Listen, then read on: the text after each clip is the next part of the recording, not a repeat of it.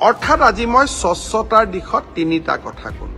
OMR সিটটো যিটো সিটত আপোনালোকে answer কৰি আহিছে অহা 27 তাৰিখৰ পৰা আপোনালোকে সংগ্ৰহ কৰিব পাৰিব সেৱাৰ কাৰ্যালয়ৰ পৰা 50 টকা দি আবেদন কৰিব লাগিব। 28 তাৰিখে আপোনালোকে এনসাৰ কিটো পাব আৰু এনসাৰ কিটোত যদি আপোনালোকে কিবা ভুল দেখে 500 টকা দি আপোনালোকে সেৱাক জনাব পাৰিব যে আপোনালোকে প্ৰস্তুত কৰা উত্তৰটো ভুল হৈছে, আমি আপোনাক 500 টকাটো আমি উভতাই দিম।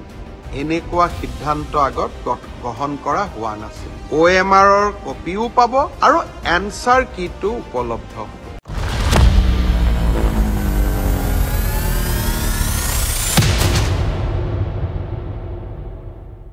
27 তাৰিখে সেৱাক আপোনালোকে আবেদন কৰিব পাৰিব মাত্ৰ 50 টকা দি। যে আপোনালোকে যিখন OMR সিট লিখিছিলে সেই OMR সিটৰ এটা ফটোকপি আপোনালোকক লাগে বুলি। অৰ্থাৎ আপোনালোকে লিখি থৈ অহা OMR সিটখন 27 তাৰিখৰ পৰা সেৱাৰ কাৰ্যালয়ত আবেদন কৰি সেৱাই তাৰ ধুনীয়া বিজ্ঞাপন দিব কেনেকে আবেদন কৰিব লাগে। আপোনালোকে চেণ্টাৰত জমা দি থৈ অহা OMR সিটটো এইবাৰ আপোনালোকে 50 টকা জমা দি সেৱাৰ পৰা লৈ আহিব পাৰিব। ফটোকপিৰ খৰচ 50 টকা। ঘৰত লৈ আহি OMR সিটটো এইবাৰ আপোনালোকে পৰীক্ষা কৰিব পাৰিব যে মই শুদ্ধ উত্তৰ দি আহিলো নে নাই। শুদ্ধ উত্তৰটো কি? 28 তাৰিখে আমি এনসাৰ কিটো সেৱাৰ ৱেবসাইটত আমি প্ৰকাশ কৰিম।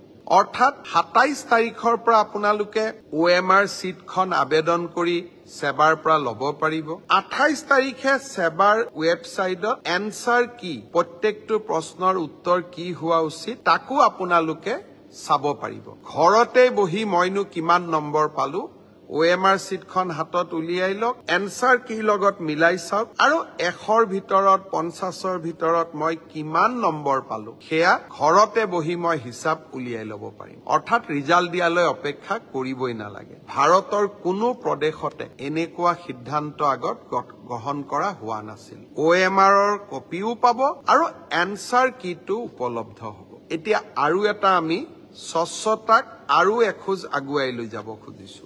এনসাৰ কিটো আপোনালোকে চাই পেলাই মনত খুদুৱনি লাগিলে যে এইটো প্ৰশ্নৰ এইটোতো উত্তৰ নহয়, উত্তৰটো বেলেগহে হ'ব লাগিছিলে। 500 টকা দি আপোনালোকে সেৱাক জনাব পাৰিব যে আপোনালোকে প্ৰস্তুত কৰা উত্তৰটো ভুল হৈছে। উত্তৰটো আচলতে পঞ্চপাণ্ডৱৰ তৃতীয়জন সন্তান ভীম নহয় অৰ্জুন। সেৱাই ভীম বুলি এনসাৰ কিট লিখিলে, আপোনালোকে শুদ্ধ কৰি দিলে সেৱাক যে আপোনালোকৰ এনসাৰ কিটো ভুল, আচলতে পঞ্চপাণ্ডৱৰ তৃতীয়জন অৰ্জুন।